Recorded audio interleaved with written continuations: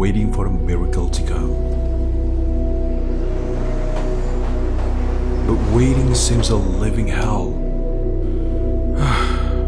We hide it pretty well. We struggle not to drown our fear. We try to hold on and don't shed a tear. Though the media give us a shrieking terrors, all of the thoughts come bearing a bag of infinite errors. Question creeps in our mind. At what point in time does this mess come to an end? Leave the past. The life we had, we can't have back. A new day has come. The new normal is fine.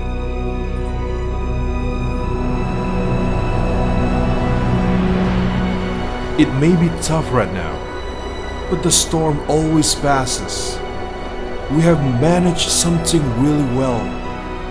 Think about the physical, logistical, mental, and emotional struggle we may have encountered in the last month, and the way we handle those challenges.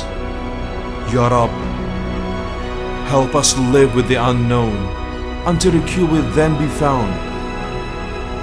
And if you look around, there are other things in your life that are good and inspire gratitude. Stay focused on those things may lead us in a positive direction. A new day has come. New normal is fine. Keep our immune. Keep up our iman.